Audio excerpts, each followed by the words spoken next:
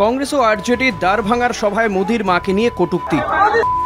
এবার চীন থেকে ফিরেই সেই বিষয়ে ক্ষোভ প্রকাশ করলেন মোদি। রাহুল গান্ধী ও তেজস্বী যাদবকে নিশানা করলেন প্রধানমন্ত্রী।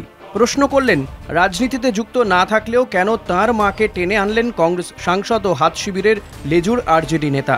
বিষয়টিকে দেশ জুড়ে নারীদের প্রতি অপমান হিসেবে বর্ণনা করে প্রধানমন্ত্রী মোদি বলেন, রাজনৈতিক মঞ্চ থেকে তার মৃত মায়ের এভাবে অপমান অকল্পনীয়। मां को गाली देने वालों से कहना चाहता हूं,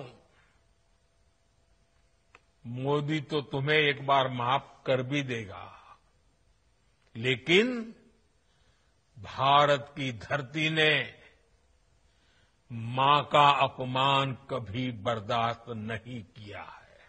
कांग्रेस आरजेडी के मंच से गाली, भद्दी गाली केवल मेरी मां को नहीं दी गई है, ये भद्दी भद्दी गाली करोड़ों माताओं बहनों को दी गई है।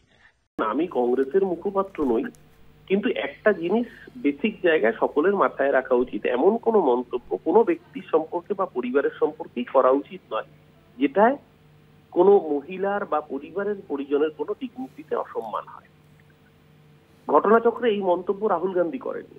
নরেন্দ্র মোদী নিজে সোনিয়া গান্ধী আর রাহুল গান্ধীকে কি বলেছিলেন, মণিশঙ্কর আয়ারকে কন্ডেম করতে গিয়ে নরেন্দ্র মোদী জার্সি কাউ এবং তার হাইব্রিড বাচ্চা সোনিয়া গান্ধী আর রাহুল গান্ধীকে বলেছেন, খোদ মোদীজি।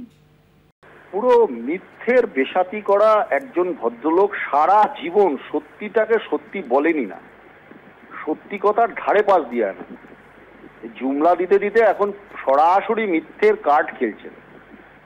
তদন্ত করে দেখুক না, যাকে ধরা হয়েছে সে তো গ্রেপ্তার হয়েছে, তার সাথে বিজেপি আরএসএস এর সরাসরি যোগ, মানে মিছিলের মধ্যে পেছনে একটা লোককে ঢুকিয়ে তাকে দিয়ে এই কটূক্তি করিয়ে এই সিম্পাতি, আসলে চোর ধরা পড়ে গেছে, বিজেপির চুরি ধরা পড়ে গেছে। मां का अपमान नहीं सहेंगे, नहीं सहेंगे। মঙ্গলবার বিহারে সমবায় সমিতির ভার্চুয়াল উদ্বোধনে 20 লক্ষ মহিলার সামনে ভাষণ দেন প্রধানমন্ত্রী। সেখানে কংগ্রেস আরজেডি সহ বিহারের বিরোধী পক্ষকে তোপ দাগেন প্রধানমন্ত্রী নরেন্দ্র মোদী। কলকাতা টিভি।